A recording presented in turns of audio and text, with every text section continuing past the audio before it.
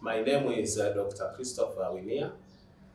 I'm a lecturer here at the Open University of Tanzania, and specifically in the course of Development Studies within the Center of Community Economic Development and Economics and Community Development, but specifically in the Department of Community Economic Development. I'm going to take you through this course this year on concepts and theories of development. And first of all, I want to welcome you to the class. And you will find this course very useful to you. Whichever degree you are pursuing here, you will need to understand a little bit about development issues. Because whether you are taking education or chemistry or economics or business, you are still going to interact with the external environment of your work or your organization or your area, and that will be related to development. In this course, we are going to look at the global, international, and regional economic and development situation and how it impacts the national and the local. And that will enable you to be more aware of the forces and the implications. There are several such courses on development studies, but this one is looking at concepts and theories. For first-year students, or whichever year you may decide to take this course, and the course is open, of course, for students across all degrees who opt for this course. And we are going to learn basically what are the discussions, current discussions. And we are also going to look a little bit in the past, what people were saying, and what we are saying now, and what the future is going likely to be. And as I always tell my students, do not rely on lectures by 100%. They are reading materials that they have been given, and they are uploaded in the Moodle. You can find them in the reading materials provided for every lecture. They are absolutely essential for you to read quickly through those materials, as well as to go into details in certain sections. But do not only depend on reading materials that have been provided. You should do your own research. You should visit the library, and you should also read some of the original texts. So I welcome you in this class, and I look forward to interact with you, both myself and assistant lecturers who are assigned into this course, during the discussions and during the interactions in individual lectures, assignments, midterm tests, and of course annual examinations.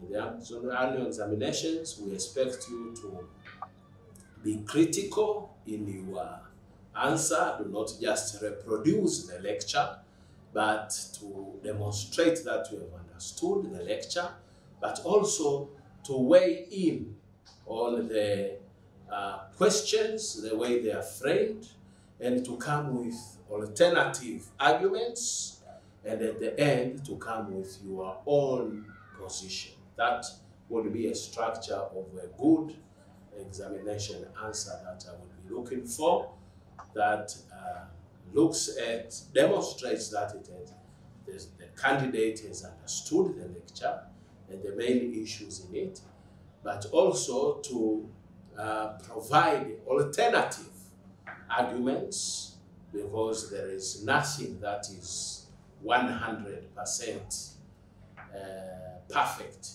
There are limitations. You should be aware of limitations of particular arguments, and use examples. Very important to use examples, and be free to be critical.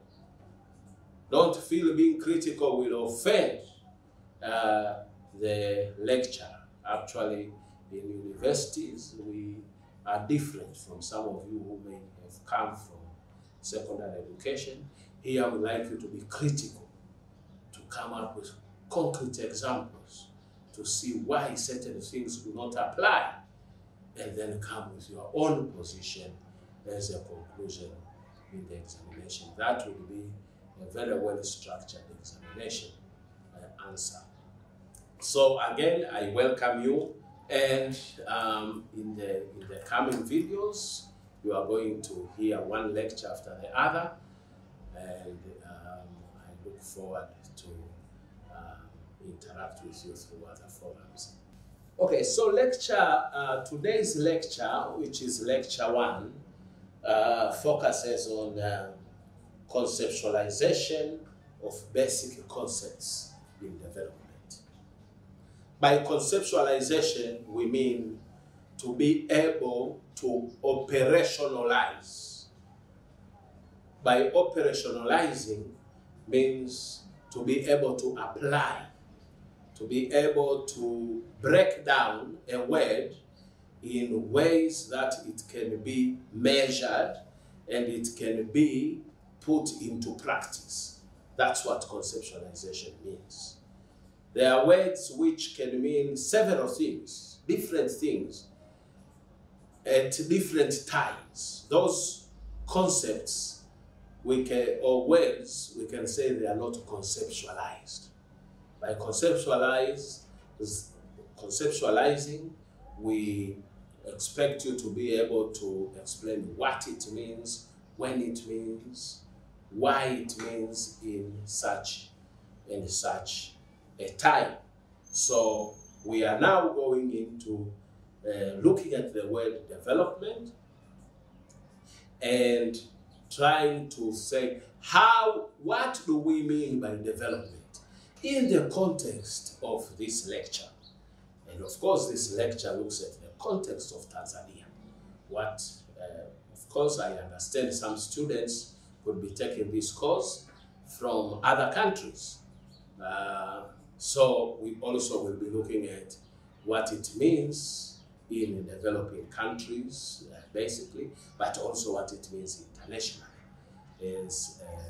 So we are going to be broad and we are going to be flexible, and we are going to look at how academicians have debated the concept of development and what it means in our current situation.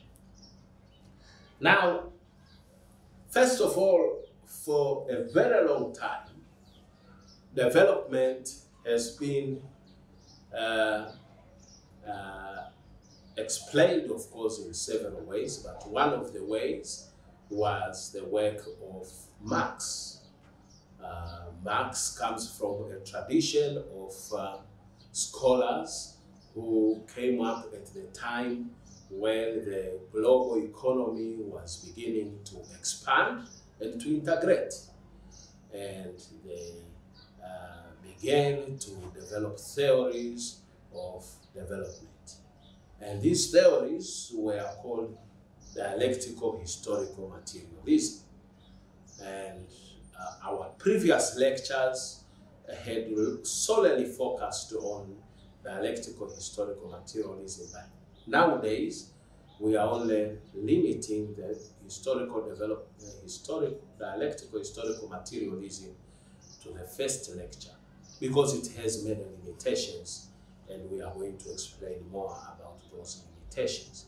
However, it has its merits, and as a scholar or academician in development, you have to know where particular concepts and theories have merits and where they have limitations.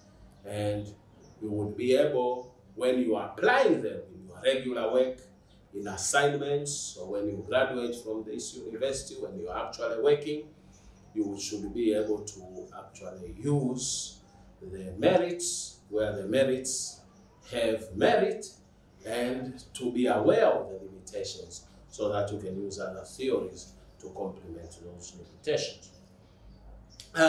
Historical dialectical materialism is we are assuming that you are already familiar with this, because it is taught extensively in secondary, advanced level secondary education in most of the subjects. And so you may familiarize yourself by reading the book from Walter Rodney on how Europe underdeveloped Africa. In that book, the dialectical historical materialism is explained very well. So I'm just going to go into it in passing, because we assume for some of you who have come and taken relevant subjects from advanced level, you are probably already exposed, or you should be exposed, because it is taught at that level. But then we are assuming that some of you have come from different streams and different backgrounds. So we are going to touch a little bit on it. Dialectical historical materialism is focusing on what is called modes of production. Modes of production are particular states of development that are distinguished to be stages of development in human socio-economic development process. And the analysis by Marx and others starts with that very primitive, small societies lived in the modes of production which are called communal mode of production. Communal mode of production. That means people were producing and consuming together, basically. And they had to band together in order to produce, and they were also collecting together what they were producing, and again consuming together. And the mode of production, because of the level of development, was basically very much hunting and gathering, very simple tools in production. However, with the growth of technology and growth of tools, then there started to be a process called differentiation between capital and labor. And therefore, the next mode of production that was distinguished was the slave or slavery mode of production, where some people were detached from means of production, and they were only left with labor, and that labor was also detached from them, and they simply became slaves, not owning even their own labor power. And others were owners of the means of production, but they were not themselves using labor to produce, and they became slave owners. But of course, for lack of dignity and satisfaction, and as the development process started to grow, there were riots and revolts, and therefore the slave owners sort of reformed their political, economic formation, and the dominant mode of production, there was a transition to a new dominant mode of production, the feudal mode of production, of feudalism, whereby under the feudalism mode of production, there were a few people who owned means of production. And at that time, given the level of development, the society was purely agrarian. That means agricultural based, or livestock based, or some sort of fishing based, maybe. And it had as a means of production relied on rent of means of production to labor, which was more free, but it had to pay rent. So that rent was called usury, or it was called royalty. It came in different names, but whatever it was called rent. So there were people who owned means of production, but they were not producing. They were subletting to tenants, and the tenants would pay a royalty or would pay a particular fee to the landlords. And the landlords, of course, in the other way, would provide security, and would also provide political leadership. And so this became a mode of production, but not only an economic mode of production, but also a political mode of production. Hence the word political economy.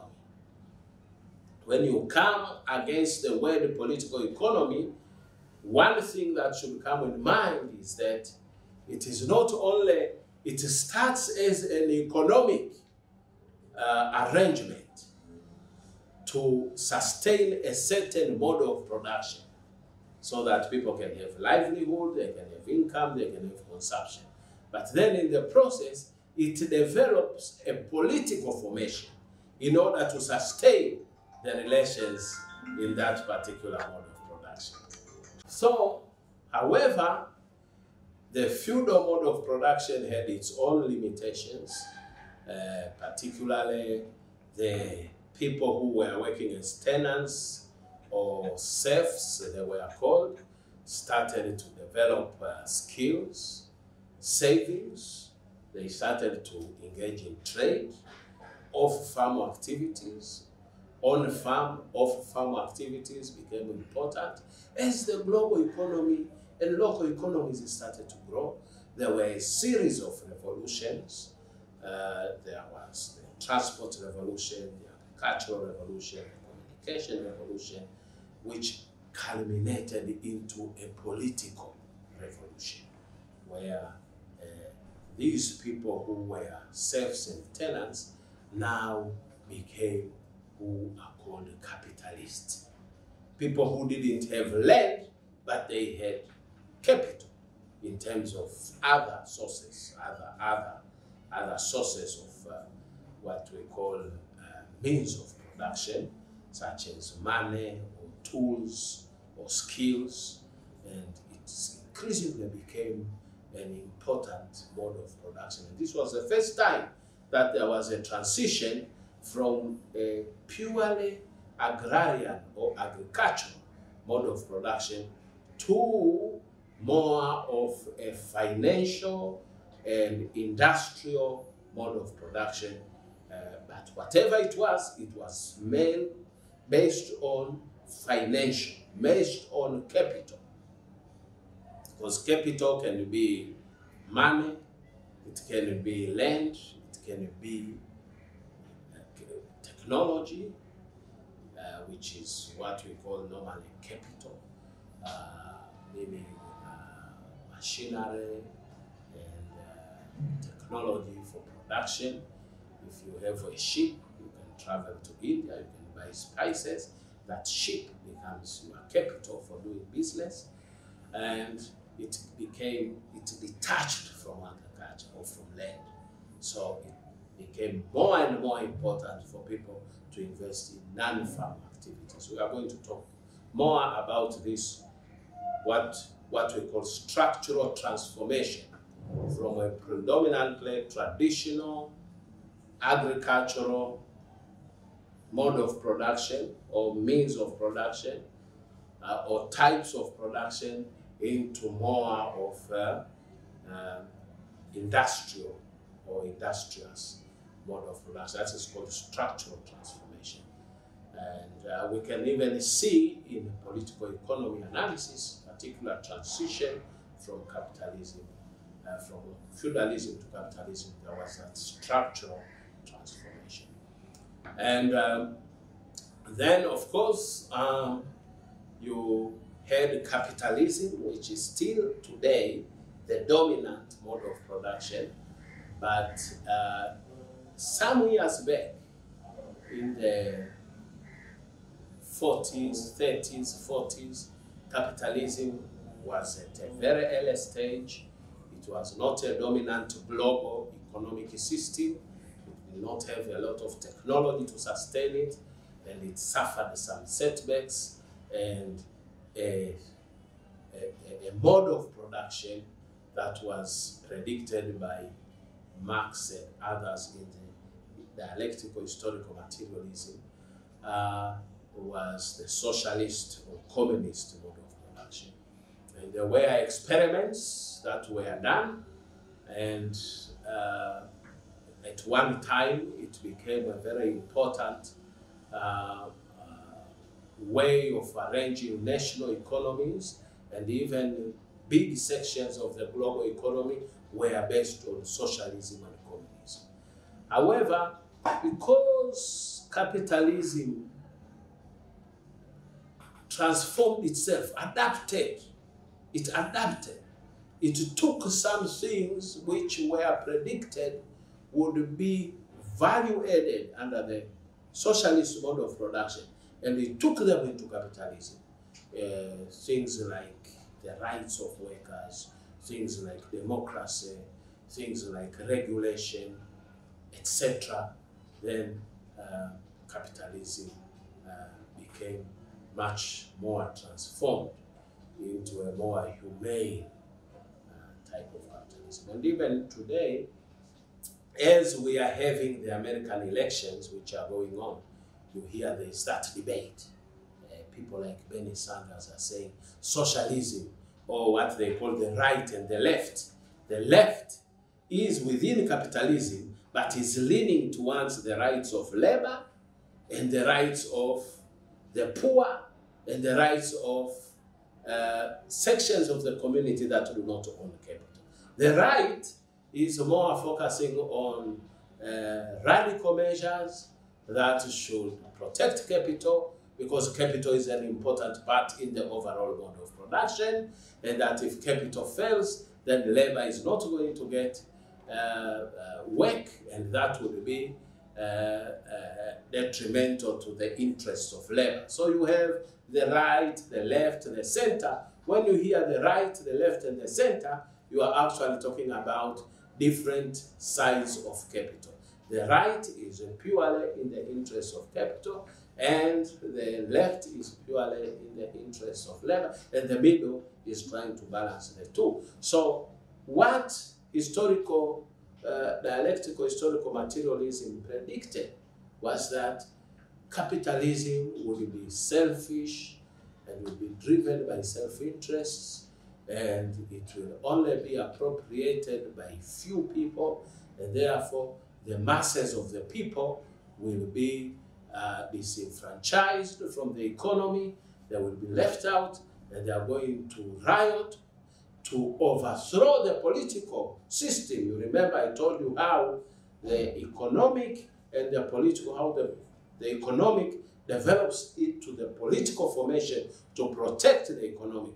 Now, if the economic does not work for everybody, the political, which means the people, the population, would turn against to overthrow the political system, according to Marx, and establish a system that is not in the interest of capital, but is in the interest of social or socialist or communist.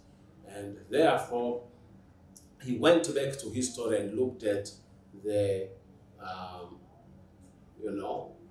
communal mode of production, which I started telling you about, that it was based on the collective in production and the collective in consumption. And then he went back into that, of course, as a historian and as an economist, feeling that maybe all these other things were transformed in the process of the development, contradictions, etc. But the original adapted and sustainable formation was the original one that evolved out of evolution. So he took a lot of interest to try to see what he can learn from primitive communal mode of production to say that is the true human, so that he can use that to model a system that would now be sustainable and would be workable and acceptable in higher modes of production. But as I said, this analysis has limitations, and particularly when he was predicting the post-capitalist, because he never really lived in the post-capitalist, and he never lived in the mature capitalist phase. He lived in the primitive capitalist phase. And in the primitive capitalist phase is where he made those observations, which we are going to talk a little bit more as we go forward. But he was weak in predicting the future. And of course, we cannot blame him. Most of us do not know what is going to happen tomorrow.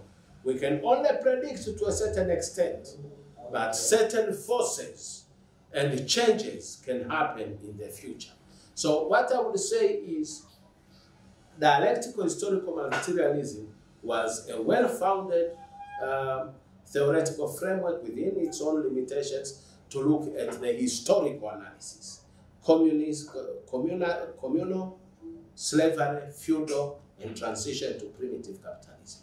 But it was weak in predicting how capitalism would grow as a global economy and how it would develop, how the communist or socialist, what he called as a higher state of development, how that would be acceptable and workable. And there's been a lot of debate about that. And basically, we think things have developed a little bit differently, as we are going to focus in this lecture. Now, I'll come back to that, but as I said that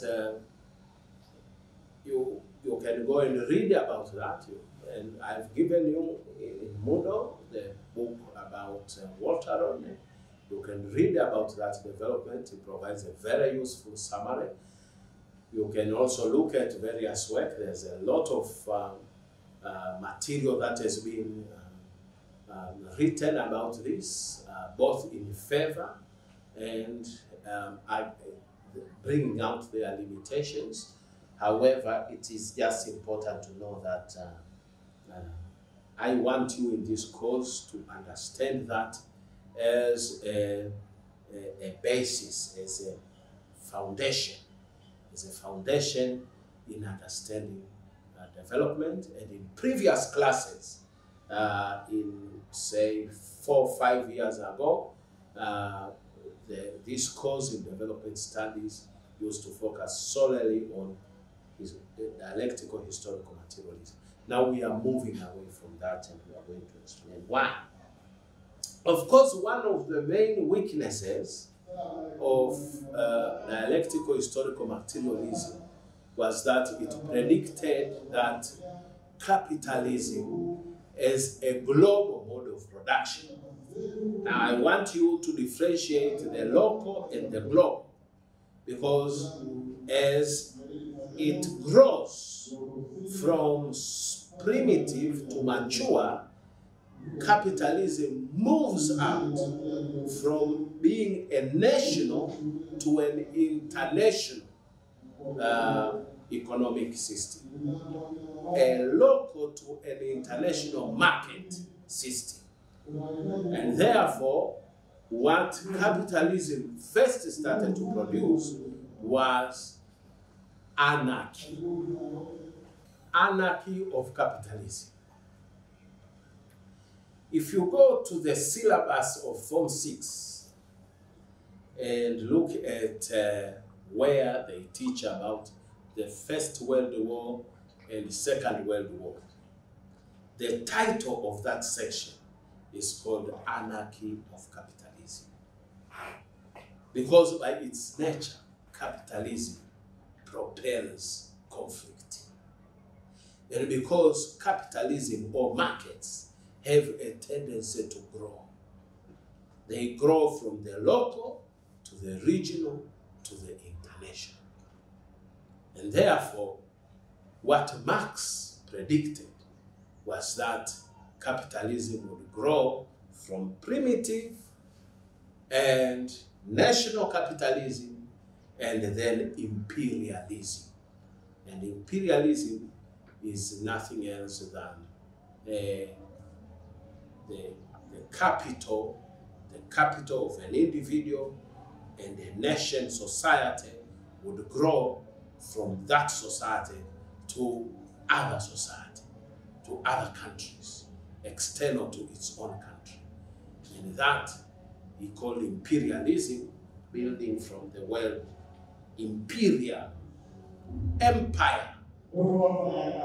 Empire. People like Julius Caesar was an emperor that he ruled his own country as the sovereign, but he also ruled other countries and ruled other kings. An emperor is someone who becomes a king of kings. And so he predicted imperialism because basically what he stated was that capitalism is driven by the motive of profit maximization.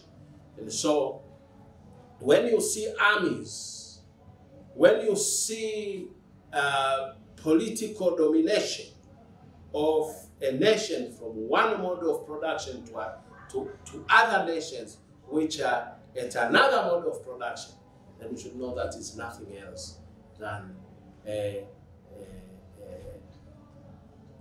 development into an imperial type of Marx's explanation on how there would be tending to dominate between one mode of production and another mode of production.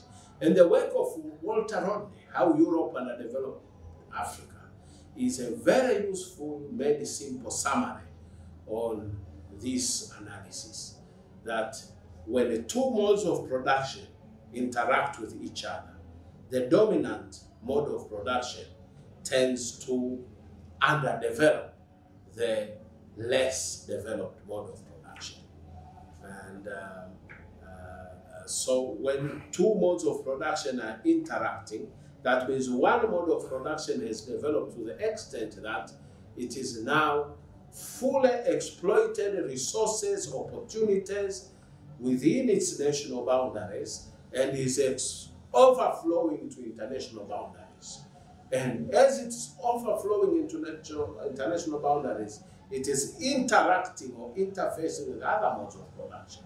And those other modes of production, at different levels of development, when they interact with the dominant mode of production, then it tends to undermine or underdevelop the developing or the less developed modes of production. This is very interesting. And then, of course, as I said earlier, the economic interest would be followed by the political interest. So the economic domination will start first, and then the political arrangements to sustain those economic arrangements follows. And its most crude form, it happened under colonialism.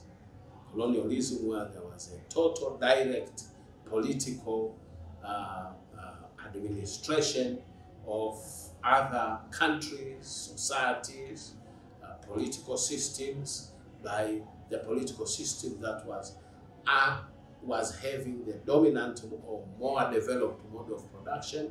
And of course, under colonialism, as the analysis of Walter Rodney, but we also know experiences of countries in Africa, other countries which were developed, were colonized.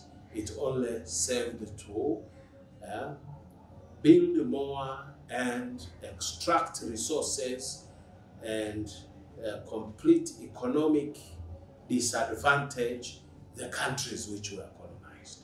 And therefore, a justification in the case of Europe, East Europe, this arrangement was not favored, and as a result, there was of one resisting economic and political domination by capital from one country to others, because that would lead to perpetual dependence, and therefore anarchy resulted. So anarchy resulted because capital needs to penetrate, it needs to go out of the borders, but the second reason was it was resisted by people who were from a less developed mode of production outside those borders, wanting that capital to go back, and therefore leading to anarchy. And basically, that's the analysis of why capitalism leads to anarchy. And of course, it was manifested by a number of revolutions within the same countries, but global warfare. First World War, Second World War, but it is now, it can be well said, we are now in the Third World War. When you see Syria, when you see Libya, when you see different places in the world, North Korea, we are in the Third World War, where all several countries are involved, looking at this situation. And even global terrorism is also part of that. Part of that, Syria, Middle East, and of course, right now, energy is becoming very important. Where is the energy going to come from to sustain the global economy? And particularly those countries which are at the top of G7, G20. There's a lot of looking for energy, and the energy is found in countries which have different modes of production from those countries, and therefore anarchy. So we have anarchies. There is also, of course, people are saying we are going to also experience a lot of anarchy around water resources and other resources, including mineral resources, and that is because they are needed. They are needed for production. They are needed to transform capital so that capital is translated into profit. If you have capital, capital needs a profit. It needs to go into production. It needs markets. It needs raw materials. It needs labor. It stays there and it needs to be fed by those people. And if they can't be found in the country, they'll be found outside. But when you go outside, you interact with other capital, other modes of production, and of course, other political systems, and therefore resistance and change. We are going to look at this more in the coming lectures.